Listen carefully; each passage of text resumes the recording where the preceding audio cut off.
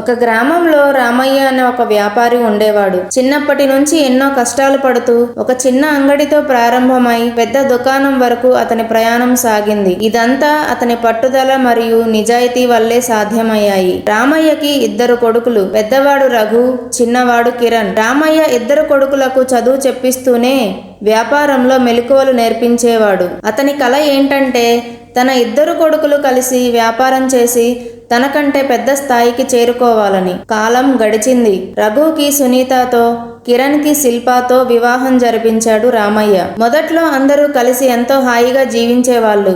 కానీ కొన్ని నెలలకే కోడళ్ల మధ్య చిన్నపాటి గొడవలు మొదలయ్యాయి. ప్రతి చిన్న విషయానికి ఒకరితో మరొకరు పోల్చుకుంటూ ఎదుటివారి కంటే మనమే గొప్పగా ఉండాలి అని ఆరాటపడేవాళ్ళు. సునీత, శిల్ప ఇద్దరికి ప్రతి విషయంలోనూ పోటీ. వంట విషయంలోనూ, నగల విషయంలోనూ, బట్టల విషయంలోనూ, పిల్లల స్కూలు విషయంలోనూ ఇలా ప్రతి చిన్న విషయానికి ఒకరితో మరొకరు పోల్చుకొని ఈర్ష్యపడుతుండేవారు. చివరికి తమ మామగారి బాగోగులు నువ్వు చూడాలంటే నువ్వు చూడాలని ఆయన్ని కూడా సరిగ్గా పట్టించుకోవడం మానేశారు. అన్నదమ్ములిద్దరూ మొదట్లో తోడికోడళ్ళిద్దరికీ సర్ది చెప్పడానికి ప్రయత్నించి విసుగు చెంది చివరికి మనం కలిసి ఉండటం కుదరదని నిర్ధారణకు వచ్చారు. రఘు సొంతంగా ఒక దుకాణం తెరిచి వ్యాపారం ప్రారంభించగా శిల్ప తన భర్త అయిన కిరణ్తో మనకేం తక్కువండి, మనం కూడా మీ అన్నయ్య దుకాణానికి ఎదురుగానే వ్యాపారం ప్రారంభిద్దాం అని చెప్పగా కిరణ్ కూడా రఘు దుకాణం ఎదురుగానే మరొక దుకాణం అద్దెకి తీసుకొని వ్యాపారం ప్రారంభించాడు. ఇప్పుడు వ్యాపారం పోటీగా మారింది. ఒకే రోడ్డుపై ఒకే తరహా దుకాణాలు.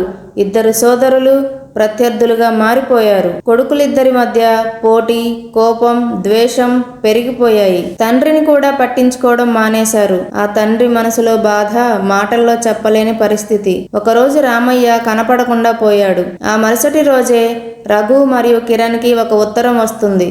ఆ ఉత్తరంలో రామయ్య తన కొడుకులను ఉద్దేశించి ఇలా రాశాడు. తన ఆస్తి మొత్తం అనాథాశ్రమానికి రాసేసి కాశీకి వెళ్ళిపోతున్నాను అని. అసలే వ్యాపారంలో నష్టపోయి అప్పుల్లో కూరుకుపోయామన్న బాధలో ఉన్న రఘు ఆ వార్త వినగానే ఛాతిలో విపరీతమైన నొప్పితో కుప్పకూలిపోయాడు. అన్నయ్యను ఆ పరిస్థితుల్లో చూసిన కిరణ్ కోపం, ద్వేషం అంతా పక్కన పెట్టి రఘువుని హాస్పిటల్కి తీసుకువెళ్ళాడు. హాస్పిటల్ రూమ్లో అన్నదమ్ములు బాధపడుతూ ఉండగా తోడికోడళ్ళిద్దరూ మనం ఇలా చేయకుండా ఉండాల్సింది, పెద్ద తప్పు చేశాము, అసలు ఒక కుటుంబంలో అక్కా చెల్లెళ్ళ మధ్య పోటీ ఏంటి, చివరికి దేవుడు లాంటి మామయ్య గారిని కూడా మనం ఎంతో బాధ పెట్టాం, ఆయన ఎక్కడికి పోయారో ఏంటో, ఇలాంటి కష్ట సమయంలో మనకు ధైర్యం చెప్పే పెద్ద దిక్కు లేకుండా పోయింది అని బాధపడసాగారు. విషయం తెలుసుకున్న రామయ్య హాస్పిటల్కి వచ్చి తన కొడుకుల్ని ఆ విధంగా చూసి కన్నీళ్లు ఆపుకోలేకపోయాడు. రామయ్యను చూడగానే కొడుకులిద్దరూ పరుగు పరుగున వచ్చి రామయ్యను గట్టిగా పట్టుకొని,